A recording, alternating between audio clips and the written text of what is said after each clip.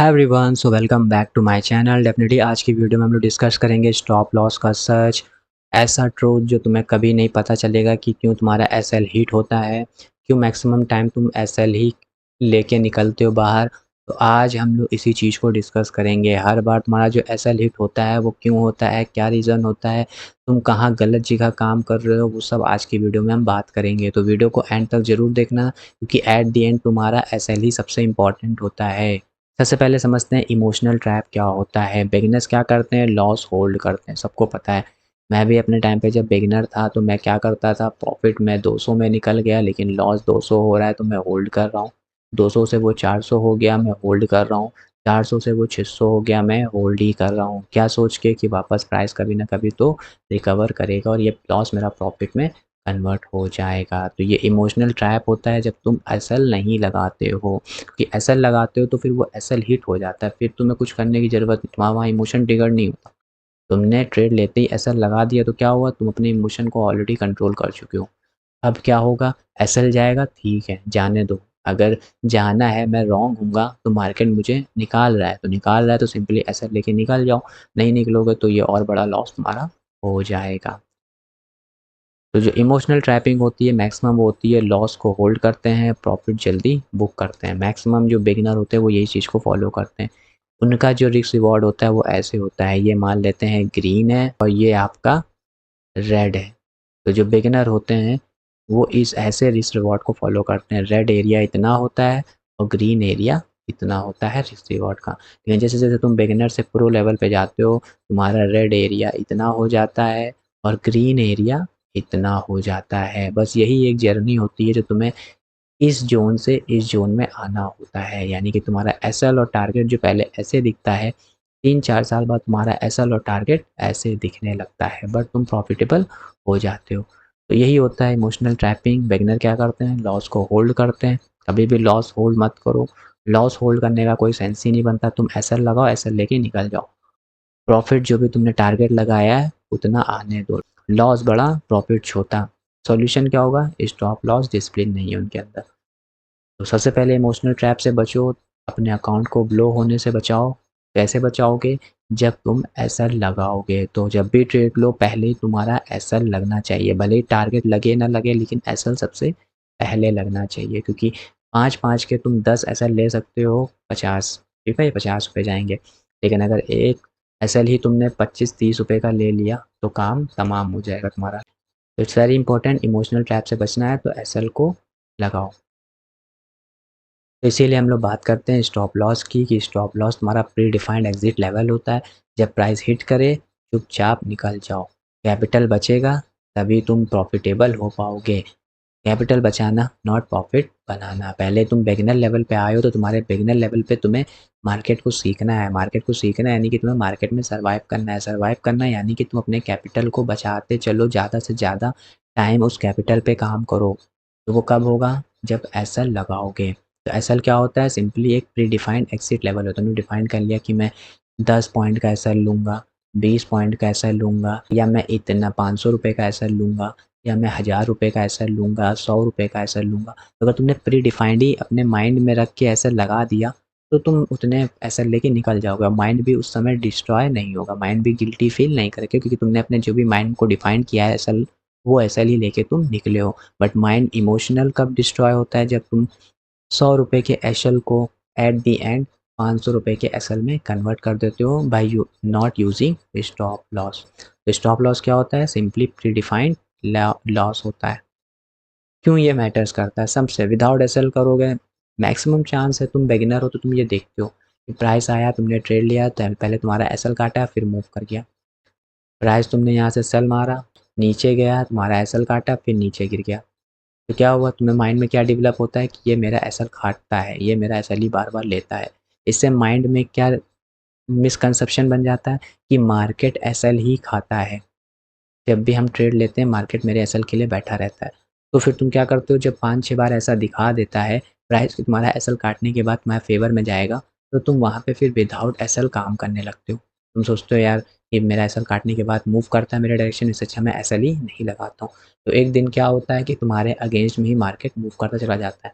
उस केस में क्या होता है कि तुम्हारा सारा कैपिटल एक ही बार में डिस्ट्रॉय हो जाता है। यही सबसे इम्पोर्टेंट साइकोलॉजी होती है कि 4-5 बार तो तुम्हारा एसएल काट के तुम्हारे डायरेक्शन में मूव करेगा, लेकिन जिस दिन तुम एसएल नहीं लगाओगे वो तुम्हारे एसएल के डायरेक्शन में ही मूव करेगा।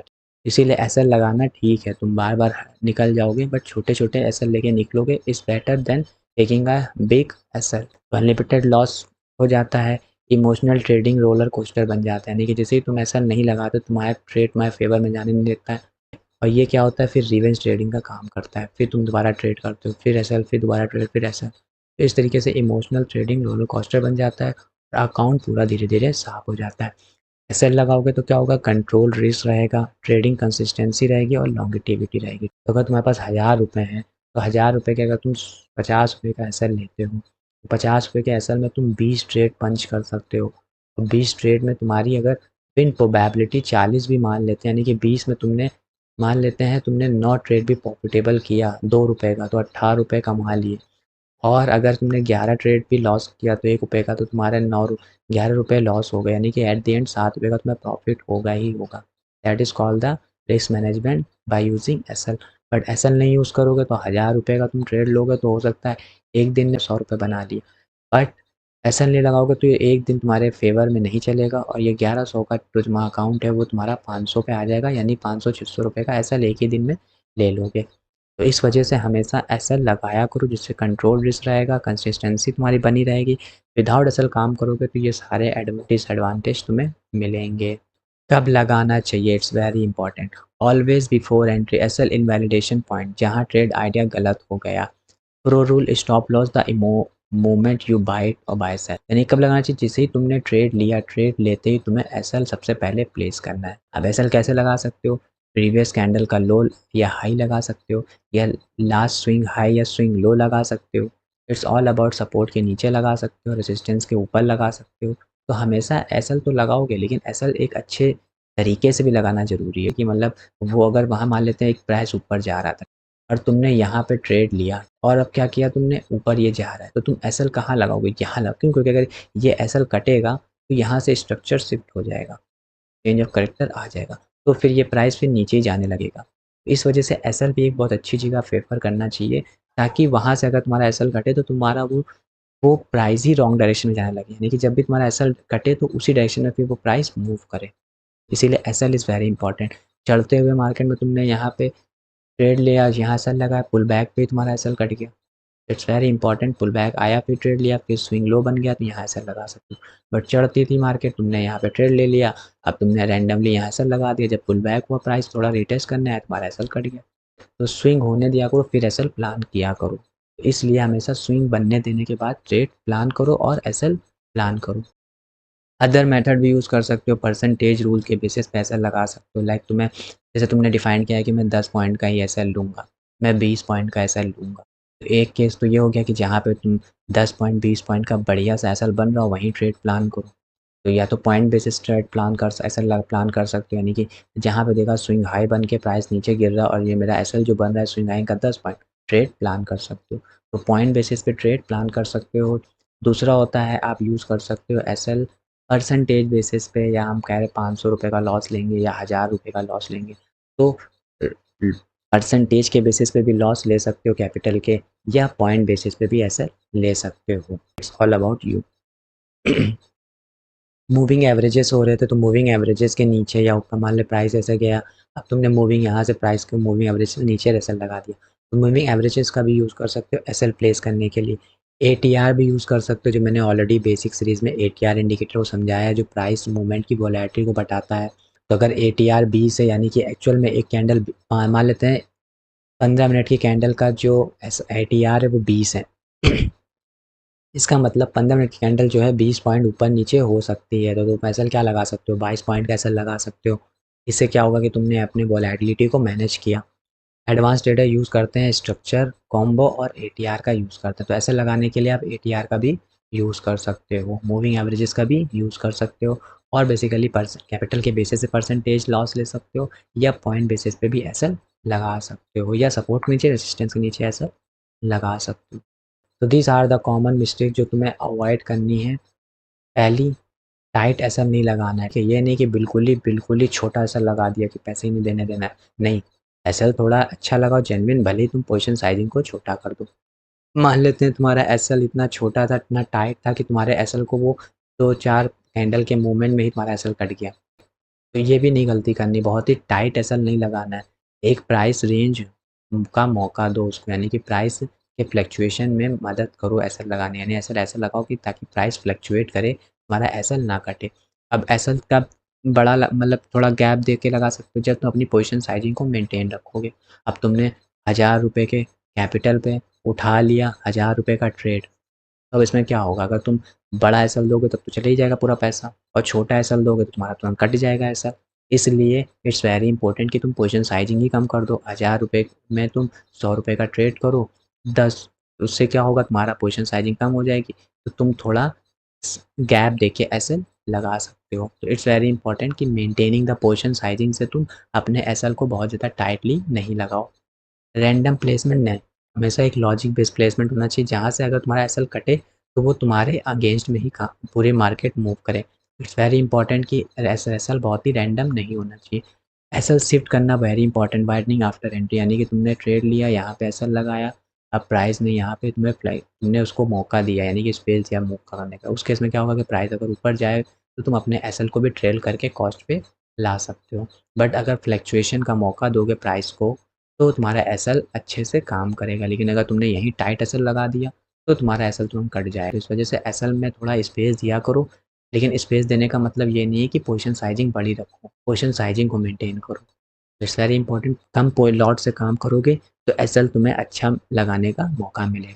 तो small loss big loss if you move stop loss, ये बहुत बड़ी गलती होती है। Fix your level, trust the system. सबसे बड़ी गलती होती है कि मान ले तुमने यहाँ ट्रेड लिया, यहाँ एसएल लगाया, प्राइस तुम्हारे अगेंस्ट जाने लगा, तुम क्या करोगे, एसएल को ट्रेल करोगे, तुम एसएल यहाँ पे शिफ्ट कर दोगे, प्राइस और नीचे जाएगा, फिर तुम्हारा इमोशन करेगा, तुम एसएल को और शिफ्ट करोगे, प्राइस और नीचे जाएगा, फिर तुम एसएल को मूव करोगे, प्राइस और नीचे जाएगा, फिर जब यहाँ तुम्हारा एसएल काटेगा तो तुम इमोशनली डैमेज हो जाओगे। क्यों? तब माइंड में काम करेगा कि अगर यहीं पे एसएल ले लेते तो इतना बड़ा जो प्राइस के मूवमेंट का मुझे लॉस हुआ वो ना होता। तो एसएल हमेशा एक अच्छी जगह प्लेस करो और उसको फिर शिफ्ट मत करो, भले उसको ट्रेल करके कॉस्ट पे ले आओ, बट उसको और बढ़ाओ नहीं। तो these are the common mistake. सबसे इम्पॉर्टेंट यही है, पोजीशन साइजिंग छोटी रखो ताकि एसएल में एक स्पेस मिल सके। दूसरा, एसएल एक परफेक्ट जोन पे होना चाहिए, जो मैंने प्रीवियस में बता लिया है। और तीसरी चीज़, एसएल को शिफ्ट नहीं करना है, बड़ा नहीं करते जाना है। इसको ट्रेल करके कॉस्ट पे ला सकते हो, लेकिन इस एसएल को और बड़ा नहीं कर सकते। ये 3 कॉन्सेप्ट को तुम्हें मिस्टेक्स नहीं करनी है।